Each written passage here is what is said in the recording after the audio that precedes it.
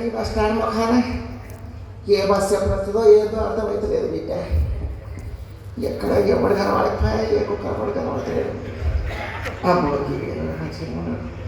ముందు చూస్తే బర్ర వెనక చూస్తే కొడక కొడక బిడ్డ రే బాగున్నావా? అది మత్తది ఎక్కువ తగ్గించుకో బిడ్డ. అర్థం కావు మాటలు. కొడక బాగున్నావా బిడ్డ? బాగుంది. నీకేమైంది? చీపురు కట్టలాగా ఉన్నావు. మంచిగా ఉన్నావు బిడ్డ. మొట్టు మొట్టు పాడినావు. ఏడికి పోతారా బిడ్డ? మా ఊరు పోతాను. నేను కూడా మా ఊరికి పోవాలి. మా ఊరు బస్సు ఎప్పుడు వస్తుంది చెప్తావా? ఏ ఊరు? నువ్వు నాకిన పాలెం. నేను ఎప్పుడు నాకిన? నాకేం తెలుసు బిడ్డ. అంటే ఊరు నాకు నా పని అనుకున్నా. కాదు బిడ్డ, మా ఊరు పేరే నువ్వు నాకిన పాలెం. నువ్వు నాకిన పాలెం. అవు కొడక. ఎప్పుడు వస్తుంది అంటారా? ఉన్నది ఇంకొక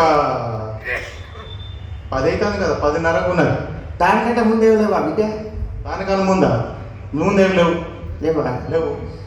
10 గంటల కంటే పోయి బిడ్డింటికి పోయి ఇంత బొక్కడంత బువ్వ తిని రాత్రి సినిమా చూసి కొద్దిగా అయితే మంచిగుంటుందేమో. మళ్ళీ ఊరు మొక్కనే సినిమాలు పట్ల మొక్కన అయితే ఒక్కసారి మా నాన్న చూడాలి కదా కొడక.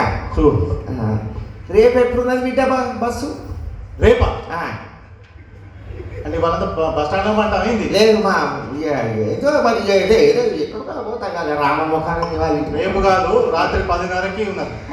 రాత్రి 10:30కు. ఆ తర్వాత ఎప్పుడున్నది బిడ్డ? మళ్ళీ ఫస్ట్ బస్ ఉంటుంది పొద్దుగాల ఫస్ట్ బస్. ఎన్ని గంటలకు బిడ్డ? పొద్దుగాల 4 గంటలకు ఫస్ట్ బస్ ఉంటుంది. అంతకంటే ముందు ఏమైనా ఉంటుందా? నేనున్నా. నీ దిప్పుగాల కానీ కడుపు కాలే శివుల సింపని నెత్తుకపో, నీ నామరెక్కడి దొంగలు కూడా, నీ ఆలిపడమని, పెళ్ళపడమని, చేతులు పట్టుకొని, కాలు కట్టుకొని, నీ దిప్పుగాల కానీ కడుపు కాలే శివులు చెప్ప.